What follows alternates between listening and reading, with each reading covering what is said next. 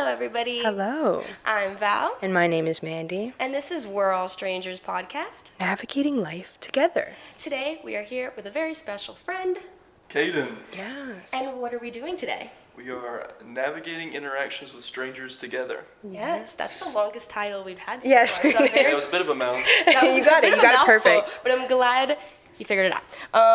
Caiden here is also, if you guys watched some last episodes, he's also an IMO, as Joyce was in one of our last episodes. So that is how I know Caiden. So thank you very much for coming on here. Being here. Yes. This is my first time meeting Caiden, and he's already being such an amazing star. And we were saying how he's just born to be in that chair. So.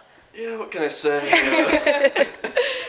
So today, actually no, before I get to that, tell us a little bit about yourself. Your age, your major, what are you doing, something cool about you, anything. All right, well, I'm 21, just turned 21 last month.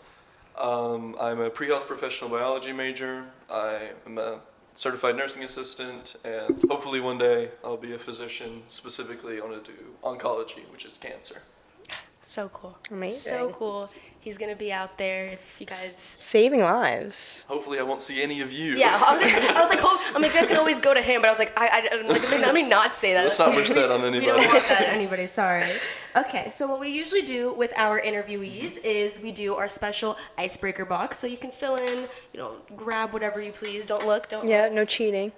Let's see, hopefully it's not one we've already said. Whoa. My bio notes are on the back of it. So. Oh, I was like chromatin. I was like...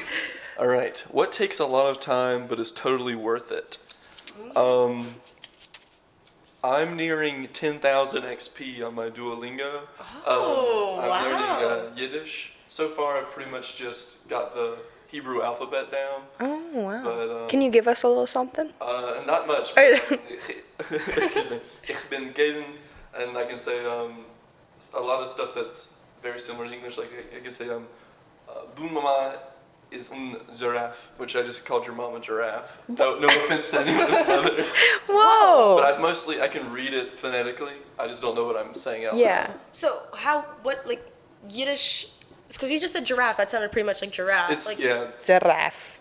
Yeah, it's giraffe. It's DZ, so it's giraffe, because there's no J. Giraffe. Whoa. Oh, That was that's cool. really cool. So how many days is that? How many, are you consistent on your days? Well, I was consistent when I first started senior year of high school. Oh. So about you've been half on it. Yeah, so half of my XP was from then, and then this semester's been much easier class-wise. I'm kind of coming to the end of my undergraduate journey, and so I've been stepping it back up. And right now I think I've got an 86-day streak. So That's What? really cool. Look at you go. So is that your second language that you're learning? Or? Well, I know more Spanish than I know Yiddish, and so I'm also doing Spanish on Duolingo. Oh, okay. I learned un poco español for a trip to Nicaragua. I did. That is really, really cool. We're going to go in depth about that Nicaragua trip in a little bit. Well, I can give you the brief overview. Yes.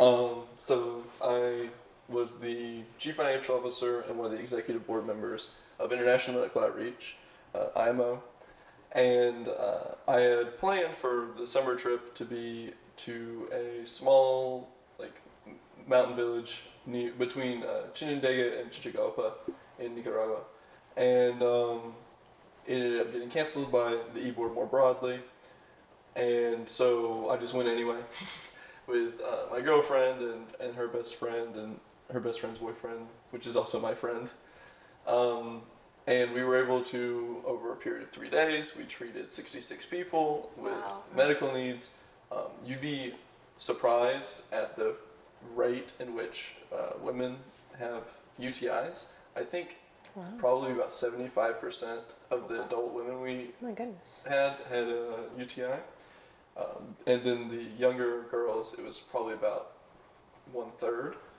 And then we were also able to help them with dental stuff because we were with a dentist, and being able to give more to the community we ended up going to was very rewarding. Wow. But I was not on my Duolingo grind. I wish I had that. Get on that it. discipline. It's rewarding. my mom's on Duolingo right now. She's What is learning she She's learning Italian. My mom's learning Italian too. Wow, our mom should be friends. Oh my gosh, we've been talking about how bad we want our moms. I need to get on my Duolingo. I mean, at work, I've been, because I do speak Spanish, and I feel like I am now pretty fluent with it. My dad doesn't speak much English, so I have to converse with him in Spanish, but still, like, I don't practice it enough, so it's like, it's just been at work, like, I've been practicing and speaking more. So before I learn any other language, I want to perfect my Spanish, and then I can move on to the rest. Yeah, I have to speak some Spanish for my job. We have like translators, but they seem to hate when we use them.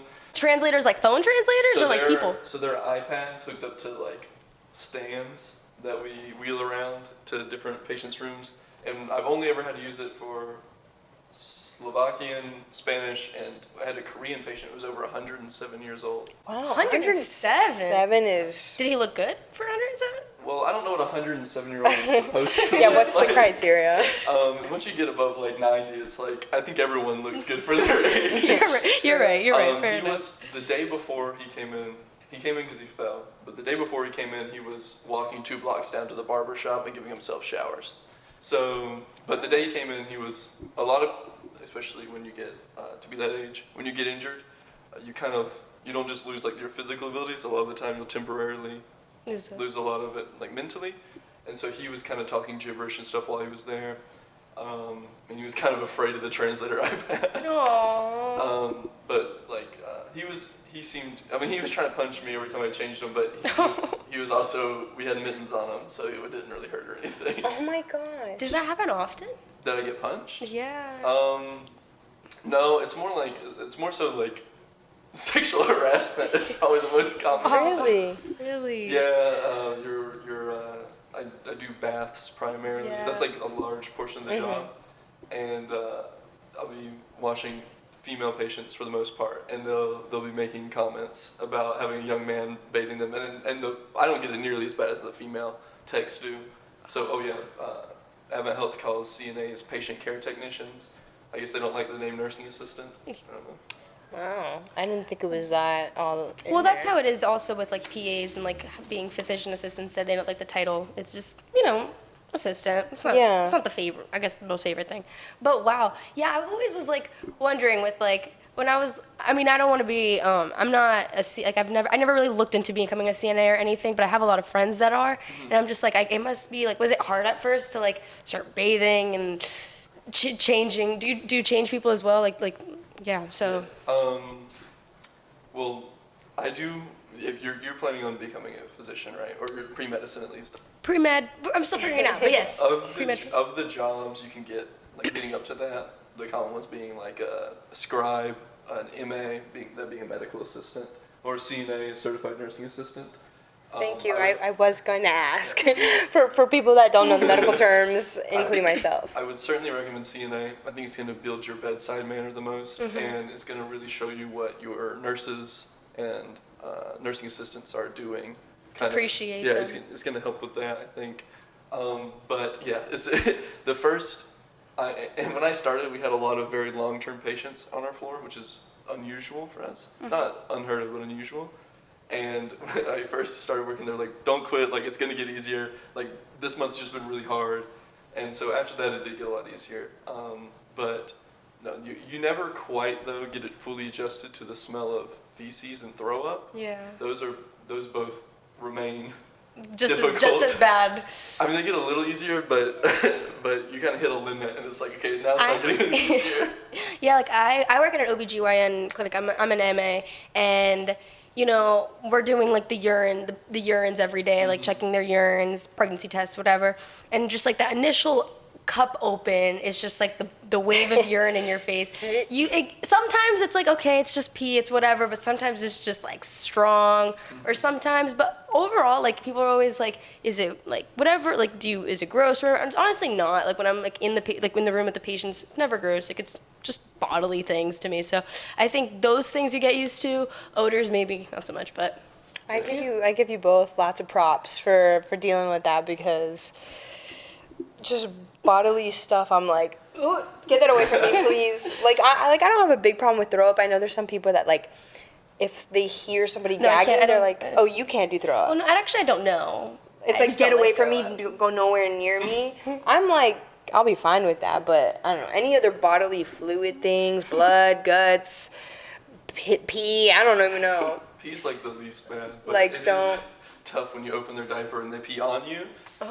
See, yeah, I'll stop complaining, I guess. Yeah.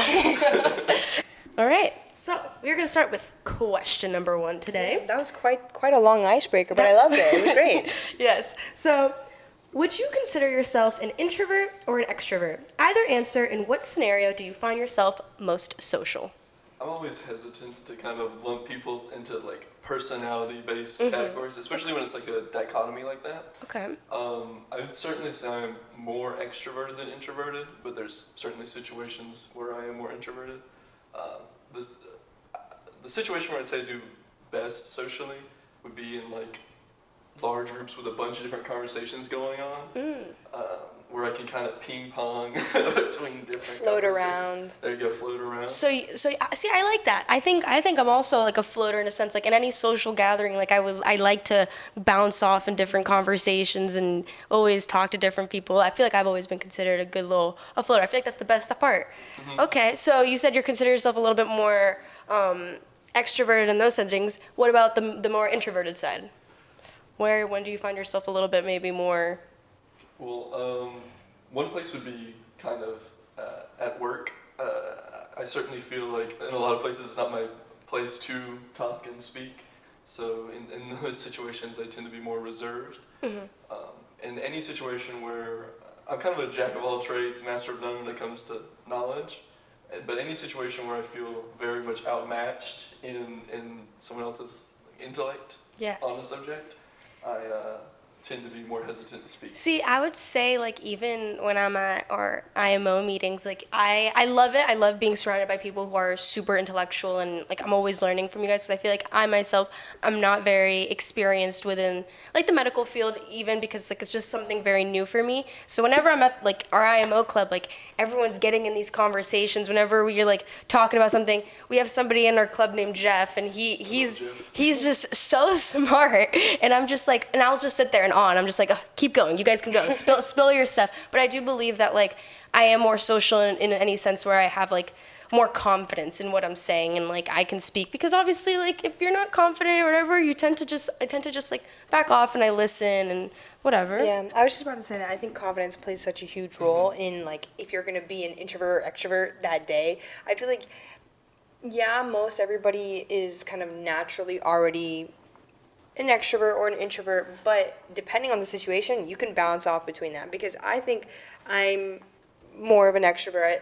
A lot of people have told me that like I know how to socialize and that I can talk to anybody, but there are tons of situations where I'm a complete introvert, and it's weird for me too to be like, Mandy, like why are you so quiet right now? Like why aren't you interacting? But there's just certain like.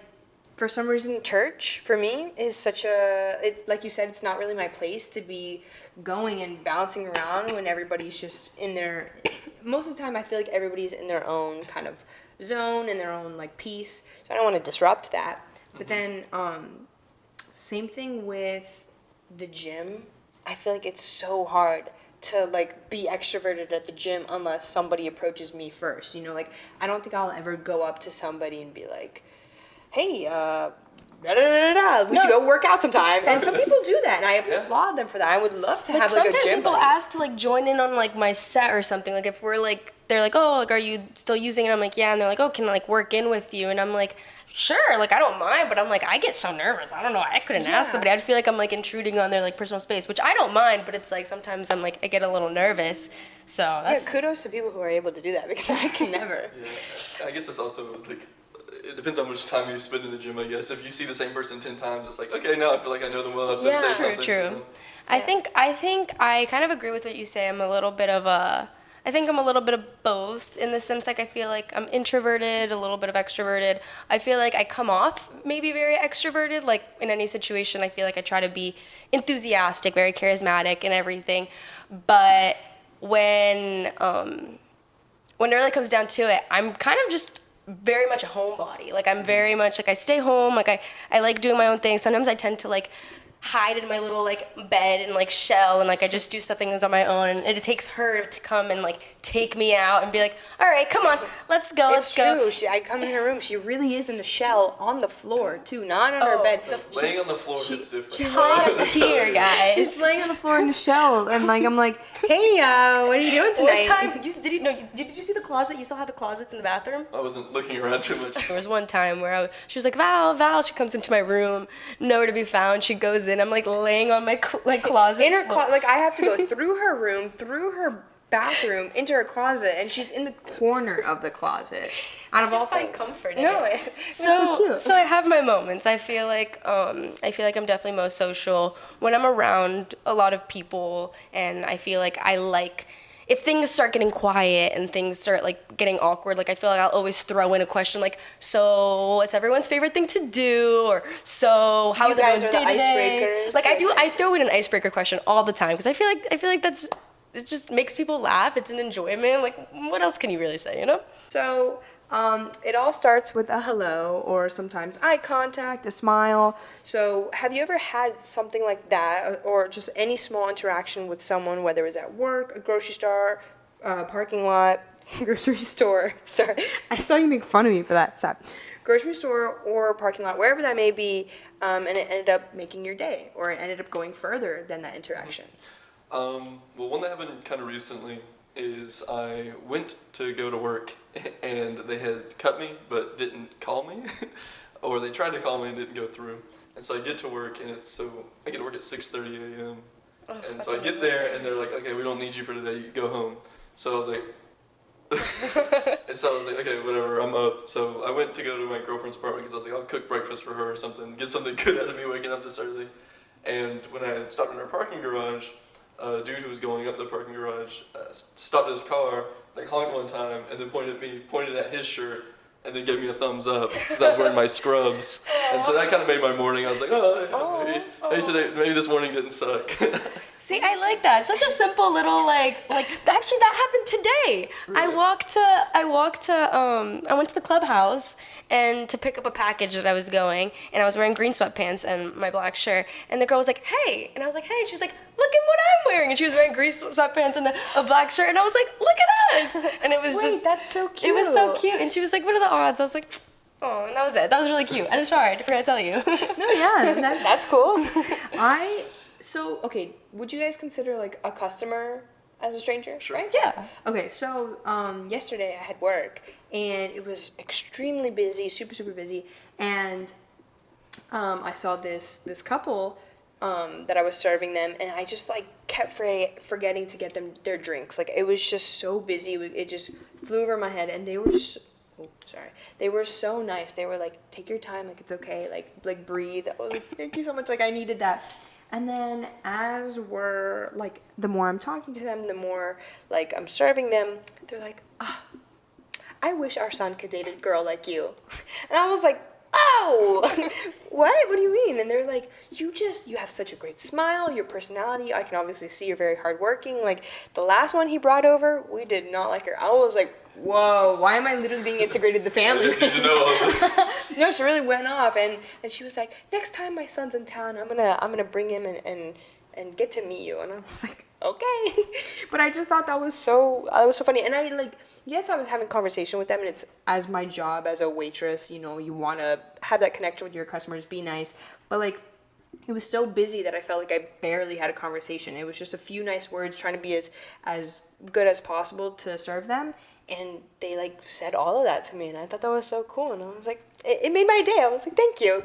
Glad I'm like doing something well. Have you ever worked in a restaurant industry of any sorts? No, retail? I've worked retail. Okay, I don't know if it's in retail, because I know in the restaurant industry, like I feel like you come across a lot of people, like either regulars or whatever, that always come in, and I feel like you always have those like small little interaction, and it's always the old people, and my boyfriend always makes fun of me, but sometimes I just love old people. Like they're just always so sweet, and they're always like, to me, like well, this one's not that good of a one that I was gonna say. No, I'm not gonna say that one. Well, now you gotta tell us. We're kind of on edge. Well, no, but just like always, like I feel like they always are like saying how just like you, like they're always like, oh, you're so sweet, like, oh, so this, and they're always complimenting, always talk. You always have that little conversation about school or whatever, and they're like, you're gonna do great things, you're gonna do all this. But there was this one kind of weird interaction where I was at work, and I was like taking this man's order, and he came, like, he was an old, very, very old man. He came with his wife. They ordered together, and then the wife went down to sit down, and he was like, come here, and I go, and he said something, and you know when sometimes you don't know what they say, you just kind of go, yeah, you go, ha ha, like whatever, and you just kind of like shake your head, and so that's what I did, and then he kissed my cheek, and so that one wasn't very good. That one wasn't very good, and I was like, oh, and then I walked away, and then he went. So that was that. Anyways. Yeah, I had a patient one time where we ended up kicking him out of the hospital, but he came in, he was on like a drug-induced bender, and he came in, and I had him for that morning, and he was what we call like a self-care patient, where he's able to take care of himself for the most part. And so I walk in, and I'm like, do you need anything or whatever? And he like looks me up and down and goes, you'll do. And I was like, Oh. You'll do? yeah, I was like, okay, sir. And then so later I come back in again, and I'm like, can I get you anything to go with your breakfast you got here, like coffee or anything? He's like, yeah, I'll take a coffee. I was like, okay, like, do you take any sugars, any creams? He says, no sugar, but I like a lot of cream. Oh. And so, like, I didn't go back in the room for like 3 hours after that. And so I go in, and I'm like, hey, like, because part of my job is making sure every patient gets bathed every 24 hours with disinfectant. So I go, do you need anything for your shower, or are you planning on taking a shower? He's like, I could use a sponge bath. And so I just didn't get back in his room again that day, and we ended up removing him from the hospital like 2 hours later. Okay, I was gonna say they didn't make you have to bathe him, did you? Okay. No, they would not do that. Wow. So. Okay. Oh good. yeah, he was crushing on crushing. you. Heavily. He was. It was before the mustache too, so I don't know what he was after. Wow. Yeah. Maybe he's just into younger guys. I don't know. No, but I think my boyfriend actually has a lot of men come up to him at the gym actually, and flirt with him? this one guy asked him if he wanted to go on a run, and like they were talking, and so like he was talking to him, like they were talking about whatever. I don't really remember the story. Don't get mad at me. But it was something about like him asking him to go on a run together, and then like that they can come like meet at his house or something. And then he like started like picking up on it. He was like, "Oh, this is not the way this conversation." He goes, "We weren't just." What did Damien say? I think he just says Did that he, like, he go was like he through? said he was like busy or something. I don't know. I don't know. Classic excuse. But yeah, sometimes. But beside that, I have a lot of wholesome interactions. Yeah. But So I remembered another story that happened. I think with the older people, it's either like they're super, super nice and it's super sweet, or, you know, you have your handful of mixed ones. Especially I feel like at this age right now that we're at, like it's not uncommon, I guess, to get into these interactions, especially in the restaurant industry. It's not uncommon. But I had this one regular. He started to become a regular. I haven't seen him in a while. And it was him and his son, and he must have been like, I want to say in his 60s, and his son had to have been in like his 30s, maybe late 20s.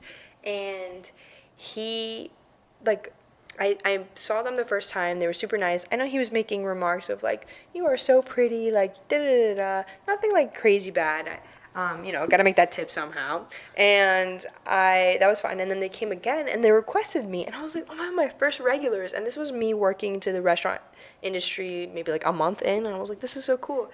And then we started talking, and he was like, how old are you? And this was before my birthday. So I was like, oh, I'm 19. And he was like, 19? Is that too young for me? And I was like, yeah, sure. I'm sorry. just a tad. And then he like, whatever, was making jokes, and then later on brought up his wife in the conversation. And I was like, all right. All right, come on. That's a little weird, but I haven't seen him since, so I don't know if... You shot his shot, you missed. yeah, I don't know if he was embarrassed or what, but... I would be embarrassed. Yeah, Very much so. He kind of fumbled, so, but it's okay. All right. So on the topic of interactions, tell us your most impacting interaction, how it started, where it was, the whole spiel. All right. So I'd say my most like impactful interaction with someone who was prior to that a stranger would be, I believe I was 13 or 14 at the time, and I was at a church summer camp in North Carolina in the Blue Ridge Mountains. And shout out to Ridgecrest. And I was just kind of walking around. It was early in the morning, or later in the morning actually. And I came across an older gentleman who I believe was in his 70s. And what started off as a quick hey, how are you doing? Ended up being a 2 to 3 hour long conversation where we got an early lunch together and kept talking afterwards.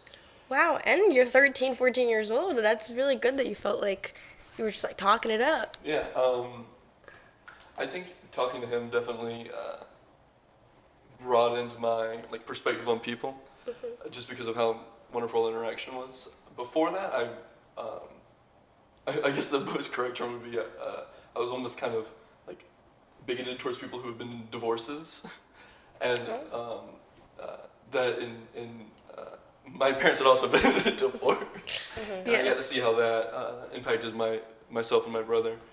And interacting with him and talking to him for a long time, I was like, well, maybe divorcees.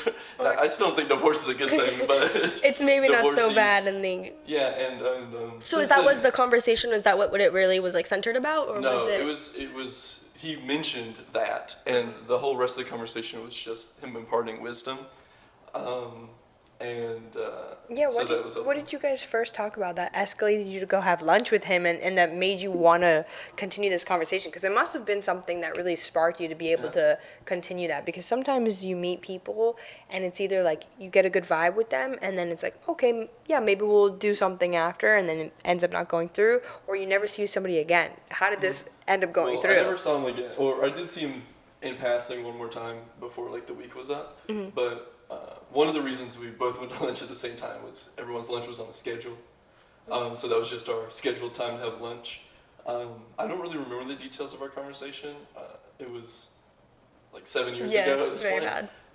It was more so just kind of what I gained from it. Yeah. We talked about our lives. He used to be a Baptist minister, and I think him and his wife divorced after 20 years of marriage. And stuff like that, but I think we just talked about our lives mostly. I don't really remember the individual details. Yeah.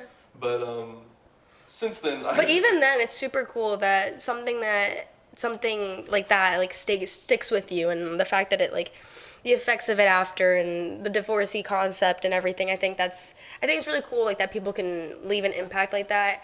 I don't know about my most impacting one, because I wouldn't say I have. I have definitely had impacting ones. Maybe it'll come through while we're telling stories. But I think something that was really, I've talked about it plenty of times, is my Spain trip.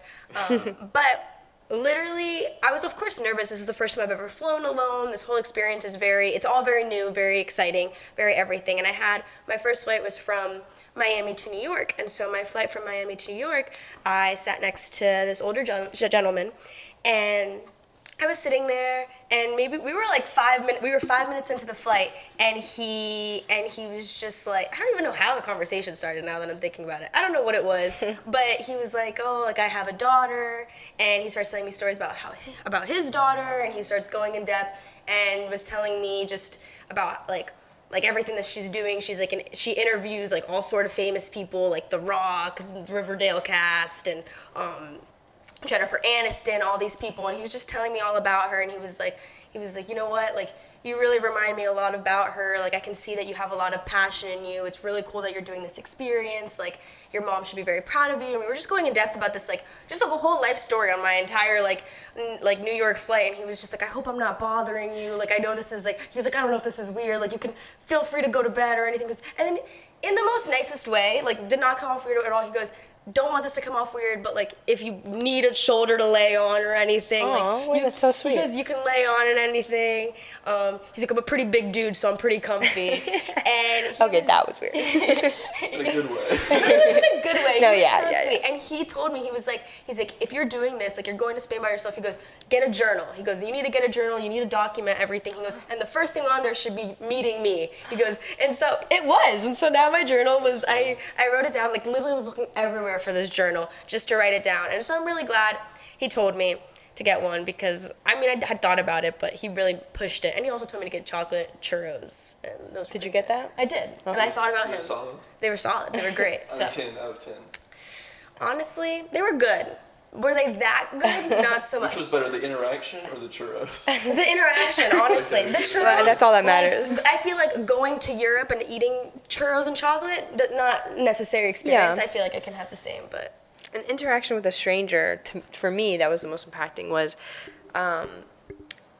one time I was going through a breakup, and I was just, like, at my worst, like, mentally not doing good. It was just hitting me a lot, and I was on a plane flying from my parents' house back to South Florida, and I'm on the plane and I'm just bawling my eyes out. Like I can't, like I'm just in my feels.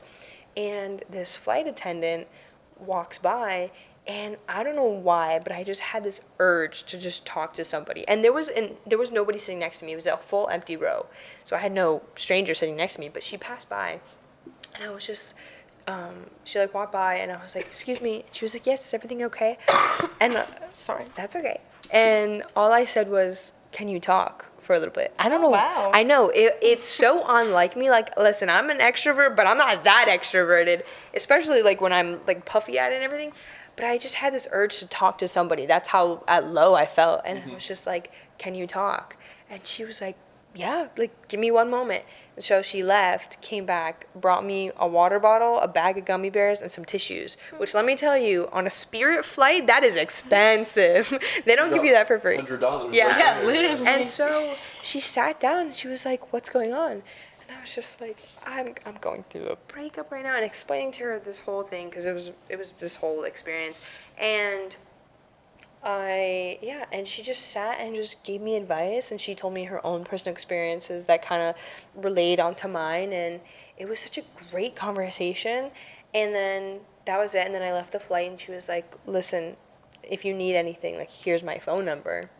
I was like, "Whoa, this is so cool." So I got her phone number, and I texted her later. I just said, like, "Thank you so much for the conversation we had. Like, it really made me feel better. Just thank you. Like, that's all I needed." And then she later on, 2 weeks later, sent me an email. She texted. She said, "Hey, I sent you an email because our interaction and your story and whatever really impacted me, and I wrote a little book." Like, not like a little book, but wrote a little like journal entry, because I guess she writes stories based on true events, huh? Like a blog? Maybe. newsletter? I don't even know how to explain it, but it was just in an email format. Like, it wasn't like a physical book, but she said that she wrote a story about me. That's all I got. And she sent me the PDF email version.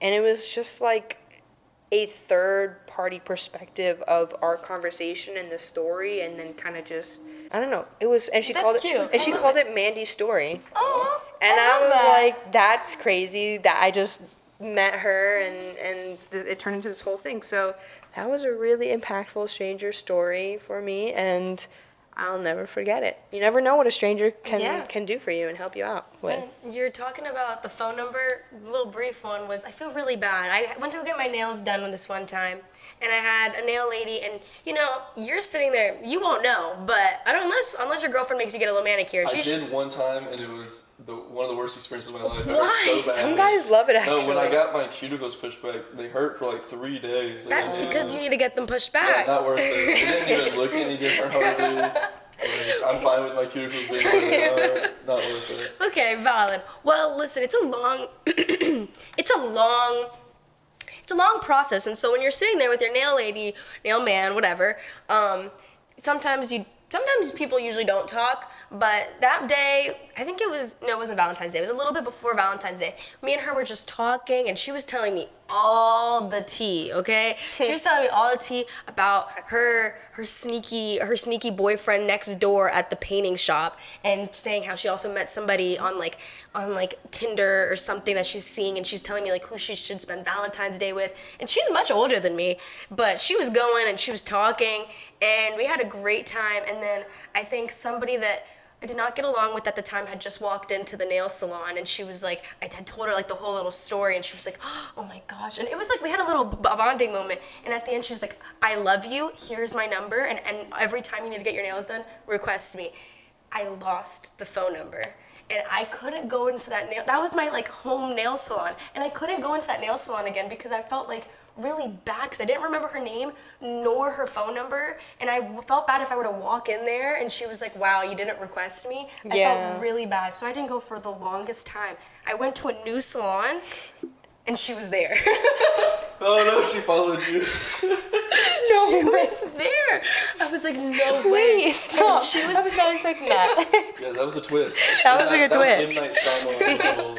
I was like, Wait, that's funny. And then I ended up actually I have her name and number now. It's Okay, actually in my good. bag over there. You guys were genuinely meant to She was meet meant again. to do your nails. Yeah, she was meant Well, to I do never your nails. talked to her again. I saw her from afar, but I didn't I know, reach but out. now you have to get your nails done soon with her because the fact I that had to you find went out who she chose to be with. you went to a new place and you still saw her, like it was destiny. Shout out to for you Kimmy, guys. Shout out to Kimmy. So, Caiden, I'm gonna ask you our next question. So, you work as a CNA, and can you just repeat that one more time? What that A is? certified nursing assistant. Okay, perfect. Thank you. That was for me, or in case anybody else forgot. So, with that, you see a ton of people within a day, and you see them at their worst moments. Is there any conversations with one of them or multiple people that really stuck with you that you don't forget? Yeah, one in particular I wanted to share was not a conversation I was necessarily part of, but one I was privy to. We had a gentleman who had early onset dementia. If I remember correctly, he was 54 or 55. He was in his That's young. mid-50s. And and I was aware he had like children and stuff. But when his family came to visit, I was not aware how young his children were. His youngest daughter was 14. And this individual had degraded in a period of about 9 months from being kind of a functional person who would forget things to being hardly able to speak and not knowing what his surroundings were or what anything around him was. Wow. And just watching his daughter try to have a conversation with him, because at this point he hadn't slept in he ended up having a seizure later on that day, which I had to catch him actually as he was falling. But watching her trying to interact with him and try to calm him down because he was having dementia related agitation, and try to get him to eat and drink. It was extremely heart wrenching. Yeah. I think what made it so heart wrenching is she seems so familiar with it already. It would almost be less impactful if it made her cry or something. But she had clearly already gotten used to what her father had become, and that was extremely sad because I was just thinking that's I couldn't imagine my own father being like that. So That's just my kind of father's age. Yeah. appreciating it more, appreciating time with them as well. Wow, that is I was tough. just trying not to cry because I was like, Yeah. I can't be crying. No, that's- during their thing. I'm just making sure this dude doesn't get up and leave. No, you're so right. Because sometimes I feel like I'm in situations where, because I've had, since I work in an OBGYN office, sometimes there are women in there that come in and they discuss some of some stories of them and some things that weren't consensual happen. And when I'm in the room, I feel I feel really upset about it, but I'm like, this is not my moment. This is definitely, they're definitely going through a hard time right now.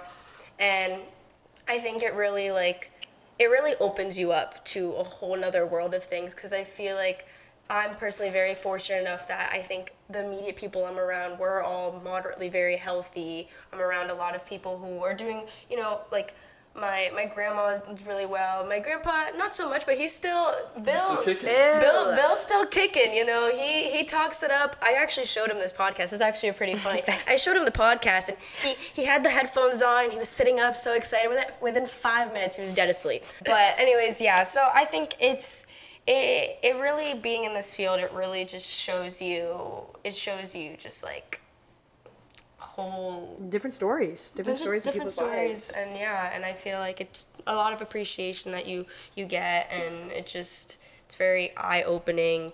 Yeah, I also haven't dealt with any crazy medical like history with my family.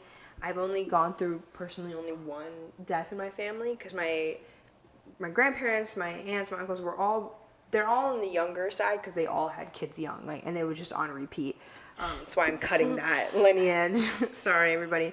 But so they're all fairly young, so death is not really a big subject talked about in my family because it's not really near. But then again, you have no idea when it can happen. So my grandpa was really sick, and I think my freshman year of high school, that was just my first, and I went to the hospital to visit him, and that was the first time I ever experienced such, like, everything in the room just felt so enclosed and so, The air felt heavy. yeah, just very, very heavy, and I just remember sitting there and just crying and just like staring at him. Not even, and he was talking away with my brother and my dad. He was just having a whole conversation, and I'm just sitting there staring at him because it was such a new experience for me. I never really experienced something like that. And my mom, I look at my mom in the corner, and my mom is not a big crier. She's a tough girl. So when I saw her crying, she was crying because she's never seen me like this. She's never seen her own kid react. It's an unexplainable, I think, experience, and it's very hard. It's very heavy sometimes. Well, on a lighter note, I had a patient interaction, I think it was a little over a month ago, that stuck with me, that was less sad. Once again, it was with a dementia patient's family, but on the happier end of things, I had been talking to the son-in-law of one of my patients kind of on and off throughout the day because he kind of took the day shift to be with his father-in-law. And first of all, just that in general is kind of a pleasant thing.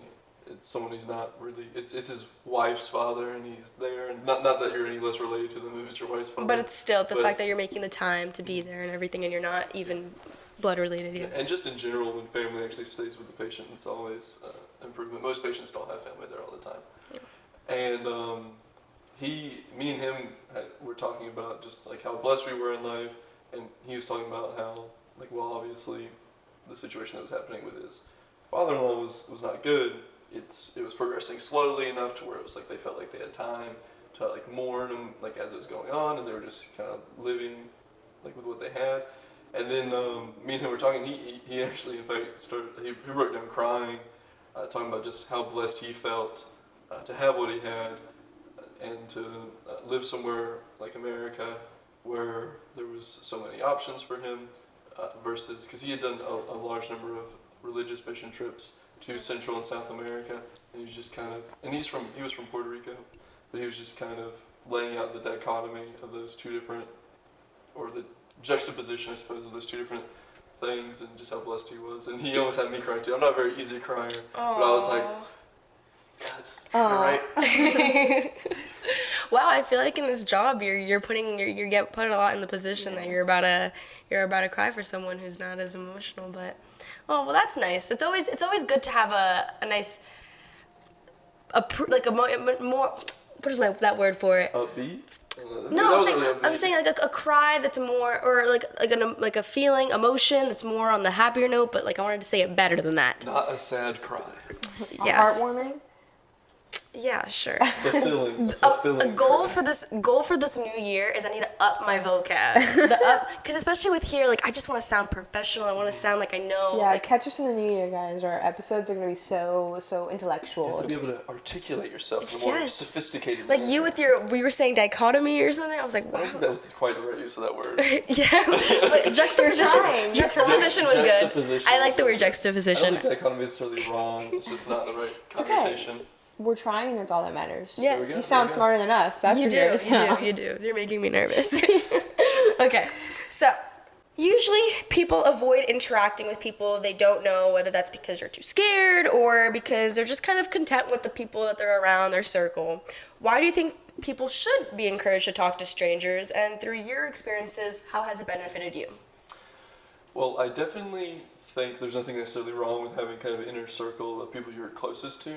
Limiting yourself socially to just that circle will, in my opinion, prevent you from maturing into the person you really should be. We are very social creatures as humans, and I definitely, without the experiences of a bevy of other individuals and learning from the lives they've lived and the experiences they've had, you'll never on your own live through enough experiences to gain the wisdom that brings. I definitely think you'd be kind of hamstringing your progression as a human being by limiting yourself in that way.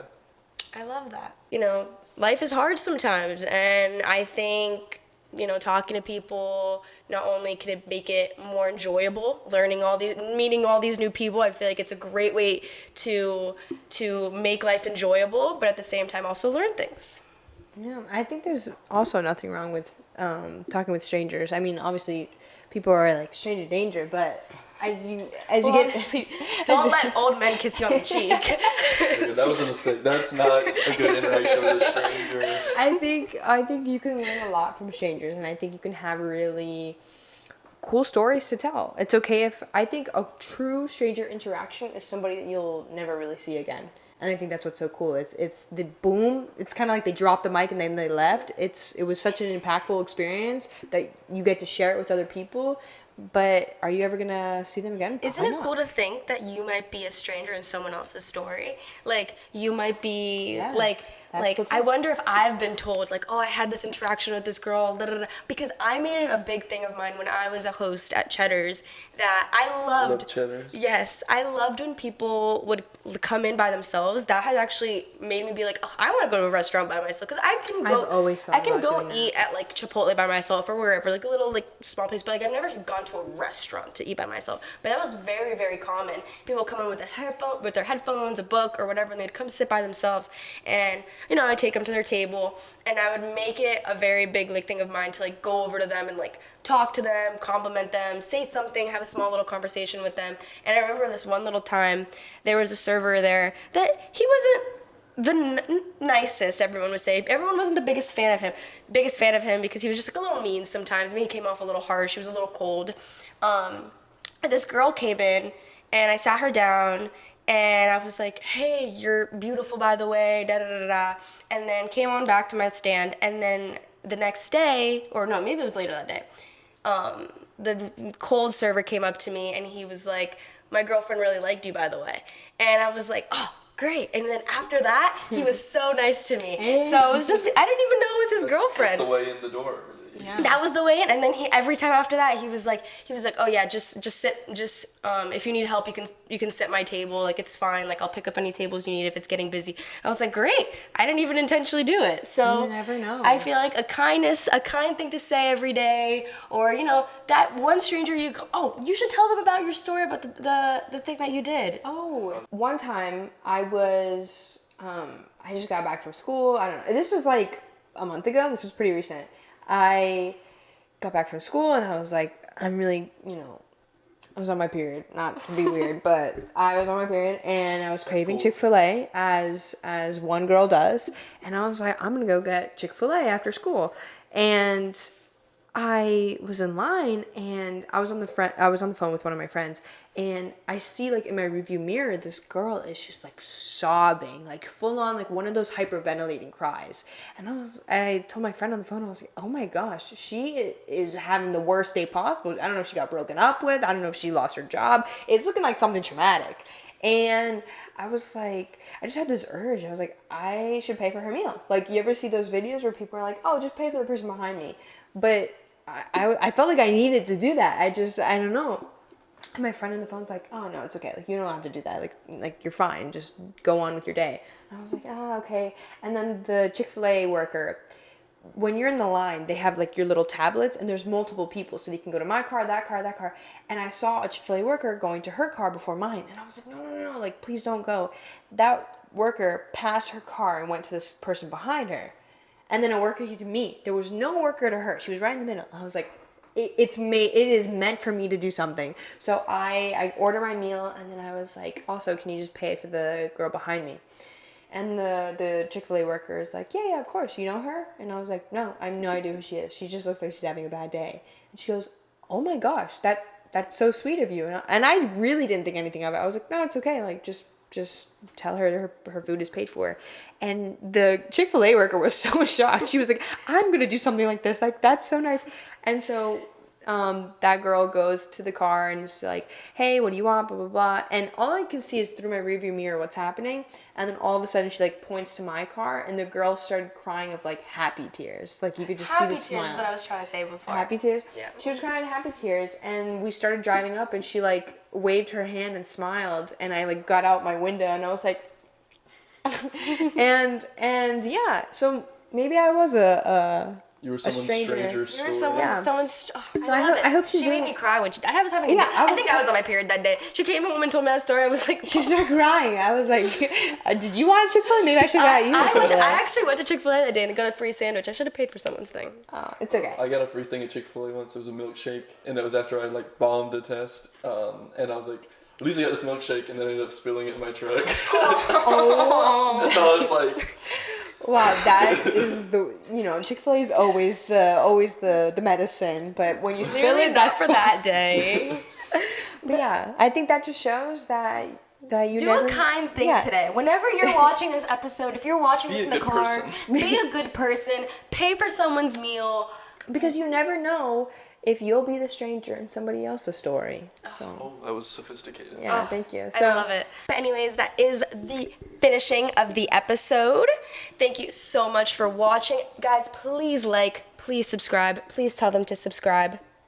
Please like and please subscribe. You know, I did YouTube when I was 13, so. So you know how it is. You know, Thanks for checking out our video, guys. Drop a like, hit that subscribe button, and come back next time. I love it. This is great. Okay. Anyways, you, guys. oh yes, this is We're All Strangers podcast. Navigating life together. And... He knows Sabina. Bye.